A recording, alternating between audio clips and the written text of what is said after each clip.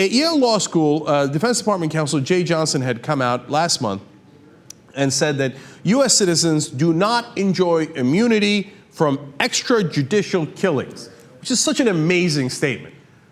Yeah, you're a U.S. citizen. Well, of course we can do extrajudicial killings of you, meaning we don't go and ask the courts. There's no due process. We just kill you. And by the way, it is, quote, without geographic limitation. So we can kill you anywhere, and we don't have to ask a damn soul about it. So Eric Holder said, okay, you know what? We've been getting a lot of flack for that. I'm going to go to Northwestern. I'm going to clear this thing up. And he did. He gave a speech where he explained that there are no rules. Well, now, he claims otherwise, but you're going to see in his explanation here that, in fact, he's saying we get to decide whatever we want to do. He claims there's a three-part test for determining which U.S. citizen can be killed abroad. He said the government must determine after careful review that the citizen possesses an imminent threat of violent attack against the United States, that capture is not feasible, and that killing would be consistent with the laws of war. All right, if it's an imminent threat, okay, I get it. Capture is not feasible. The executive branch should decide that. I understand that. Killing would be consistent with the laws of war. Well, that's the question, right? That's the whole question. Yes, if you're doing illegal killing, like let's say you're in a battlefield and that guy's shooting at you, you shoot him back and you kill him. Of course, that's totally fine. That's within the law. The question is it within the law? But here is where they take a turn of phrase that I think will become historic. Let's go to clip number 3 here. Some have argued that the president is required to get permission from a federal court before taking action against a United States citizen who is a senior operational leader of al-Qaeda or associated forces. This is simply not accurate. Due process and judicial process are not one and the same, particularly when it comes to national security. The Constitution guarantees due process. It does not guarantee judicial process. That is going to go down in history. The Constitution guarantees due process, not judicial process. But what is due process if it isn't judicial? If you don't go to a court, the executive branch internally gets together and goes, should we kill him? Yeah, absolutely, we should kill him. What do you guys think? Should we call this due process? Yeah, everybody's agreed. Okay, let's all shake on it. Due process. Well, we had an internal meeting about it. That's not due process. That's never ever been considered due process in the history of the United States. Due process is when you go to the courts.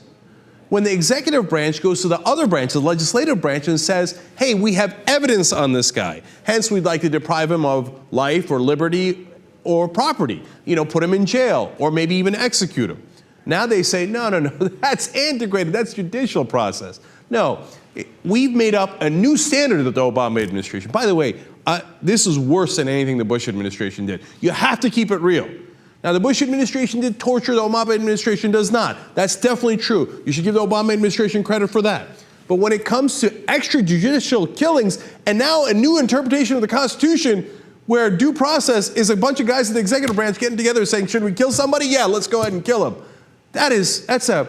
That's more damage to the Constitution than even the Bush administration did, which is stunning. If you had told me that I was going to say that at this point, I would have never believed you. Obama was a constitutional law professor. He ran his whole campaign on bringing us back to the law. This is outrageous. And did you notice? Oh, no, it's okay. It's for al-Qaeda or associated forces.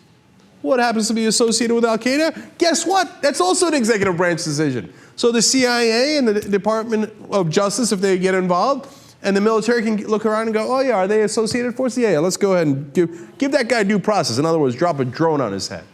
Now, how about, looking at these U.S. citizens and saying, hey, do we have enough evidence on them? Well, that's another very interesting part of this. Let's go to clip 4.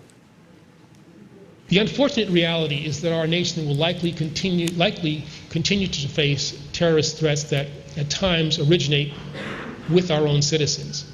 When such individuals take up arms against this country and join al-Qaeda in plotting attacks designed to kill their fellow Americans, there may be only one realistic and appropriate response.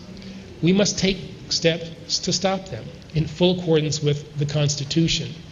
In this hour of danger, we simply cannot afford to wait until deadly plans are carried out, and we will not. Do you understand that?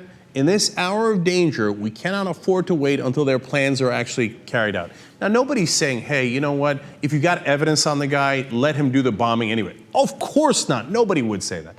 But what he's actually justifying is, we don't have enough evidence on the guy, but we can't afford to wait to get evidence on the guy. So we're doing an extrajudicial killing of a U.S. citizen really without any evidence. I shouldn't say any evidence, without enough evidence because we can't afford to wait. He also said, quote, the Constitution does not require the president to delay action until some theoretical end stage of planning where the precise time, place, and manner of an attack become clear. Look at that admission. In other words, we don't know that the guy's going to do an attack. We don't know what the attack is. We don't know when it is. We don't know anything about it, but we decided that it's due process enough that we don't like the guy. I mean, we think that we have some evidence that he's kind of an associated force with some of the bad guys. So we don't go to a court, we don't present any evidence, we don't even have time to collect evidence, we just kill him. That would normally be called an assassination, but not according to Eric Holder. He says, quote, some have called such operations assassinations. No, they are not. And the use of that loaded term is misplaced. Of course it is. Assassinations are unlawful killings. Here, for the reasons that I have given, the U.S. government's use of lethal force in self-defense against a leader of al-Qaeda or an associated force who presents an imminent threat of violent attack would not be unlawful and therefore would not violate the executive order banning assassination under criminal statutes. Now, what did he say there? He just went to total Orwellian terms of, we don't call it assassination anymore because assassination by definition is illegal. But what we're doing by definition is legal, and hence it cannot be called an assassination. They just went around and around in that circle. So, but wait a minute, you said that in this definition that it needs to be an imminent threat. But earlier in the speech you said it doesn't need to be an imminent threat. You don't even have to know when the guy's going to do the attack or if he's even got a plan for the attack. Because we don't have time for delay. We don't have time to wait and gather that kind of evidence. We just press the button. So what happened to the imminent threat? Well, then if it's not an imminent threat, then aren't you doing something illegal? No, because we're just deciding not to call it an assassination, and it's now a perfectly legal way of doing it. They're just making stuff up as they go along.